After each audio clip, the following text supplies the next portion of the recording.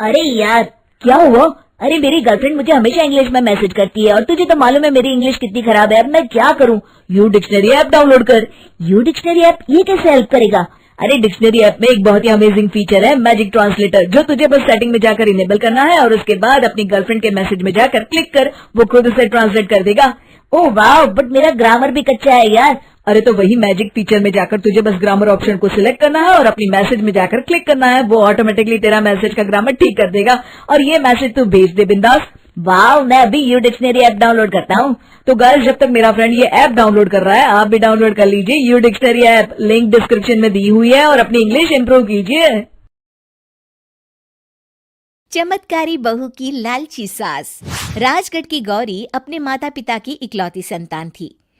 गौरी के पिता मेहनतकश किसान थे। वो सारा दिन खेतों में काम करते। गौरी अपनी माँ का किचन में हाथ बटाती। वो जंगल से लकड़ियां बीनती और माँ के चूल्हे में मदद करती। एक दिन वो जंगल में लकड़ी बीनने गई थी कि तभी उसे रोने की आवाज आती है।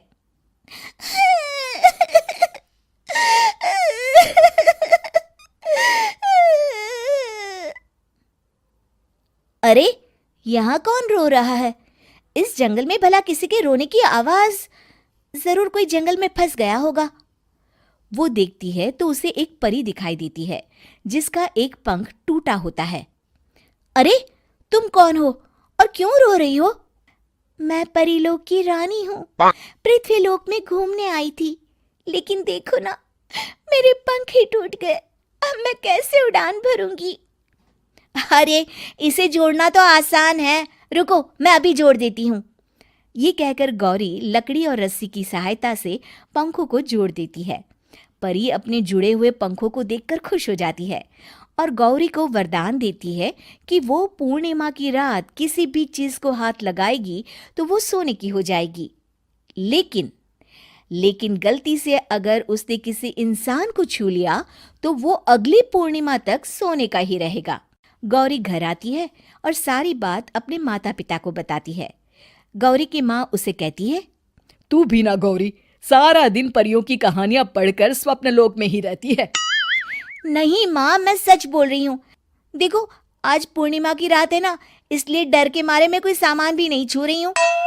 अच्छा ऐसी बात है बिटिया रानी, तो जरा इस घड़े को हाथ लगा दे। गौरी घड़े को जैसे ही हाथ लगाती है वो सोने का हो जाता है। गौरी के माता पिता घड़े को देखकर हैरान रह जाते हैं। अगले दिन गौरी के पिता उस घड़े को सुनार के पास बेचने जाते हैं तो रास्ते में उन्हें कंचा काकी मिलती है। वो सोने का घड़ा देखकर गौरी के पिता से पूछती है, अरे गौरी के बापू, ये पीतल तो बड़ा चमक रहा है। अरे काकी, ये पीतल नहीं, सोना है, सोना बेचने ले जा रहा हूँ। अरे कहीं कोई लॉटरी लग गई है क्या? इतना सोना? गौरी के पिता काकी को गौरी को परी द्वारा दिए वरदान के बारे में बताते हैं। काकी गौरी के पिता की बात सुनकर सोच में पड़ जाती है और फिर अगले दिन काकी गौरी के घर आती हैं। गौरी के बापू, तुम्हारे लिए मैं एक खुशखबरी लाई हूँ। तभी गौरी की माँ पूछती है, क्या खुशखबरी है काकी? अरे तुम्हारी बेटी का रिश्ता मैं अपने बेटे से करना चाहती हूँ। अरे कब तक अपनी सयानी लड़की को घर पर बिठा कर रखोगी? हाँ, देखो काकी, मैं ऐसे ही व्यक्ति से अपनी बेटी की शादी कराऊंगा जो गौरी के वरदान से नहीं, उसके गुणों को समझे। अरे हमें तो गौरी के गुण अच्छे लगे, इसीलिए तो आ गई हूँ मैं। फिर गौरी के माँ बाप मान जाते हैं और उसकी शादी काकी के बेटे से हो जाती है। अगले दिन, अरे गौरी, कल पूर्णिमा की रात है। तुम्हारे पिताजी परी के वरदान के बारे में बता रहे थे, तो मैं ना कुछ चीजें रख दूंगी, जरा हाथ लगा देना। तभी गौरी का पति वहां आ जाता है और अपनी माँ से कहता है, माँ, क्या जरूरत है गौरी के वरदान को इस्तेमाल करने की? वैसे भी मेरी मेहनत से घर तो चल ही रहा है ना। और गौरी के पिता ने भी यही कहा था कि वो ऐसे ही व्यक्ति से उनकी बेटी की शादी करेंगे जो गौरी के वरदान से नहीं, उसके गुणों को समझे। अरे बस कर किताबी बातें। तेरे लिए क्या लड़कियों की कमी थी जो मैं ये किसान की बेटी घर ले आती? और सुन गौरी, कल अगर तूने सारी चीजों को सोने का नहीं किया तो मैं तुझे घर से निकाल दूंगी और अपने बेटे की दूसरी शादी करवा दूंगी, समझी? इतना कहकर गौरी की सास वहां से चली जाती है। अगली पूर्णिमा की रात गौरी की सास गौरी के सामने ढेर सारे बर्तन रख देती है और कहती है, जल्दी कर गौरी, रात खत्म हो जाएगी, जल्दी जल्दी इन सारे बर्तनों को हाथ लगाकर सोने का कर दे। गौरी करती भी तो क्या, वो जैसे ही एक छोटे से बर्तन को छूने वाली होती है कि उसकी सास भड़क जाती है। क्या मजाक बना रखा है, इतने छोटे से बर्तन में क्या होगा, ये ले, ये बड़ा वाला बर्तन। जैसे ही बड़ा सा बर्तन लेकर गौरी की सास उसकी तरफ बढ़ती है, वैसे ही बर्तन के बाहर से वो धड़ाम से गिर जाती है।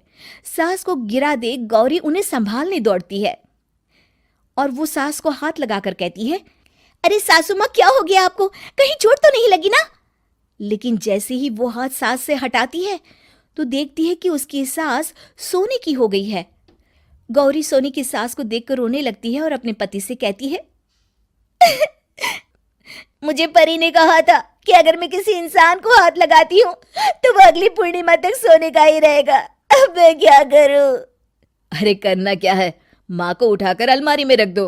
और हाँ, लालच का फल बुरा ही होता है। ज्यादा बड़े बर्तन को सोने का बनाने के चक्कर में माँ का ये हाल हुआ है। ये कहकर वो दोनों माँ की तरफ देखने लगते हैं।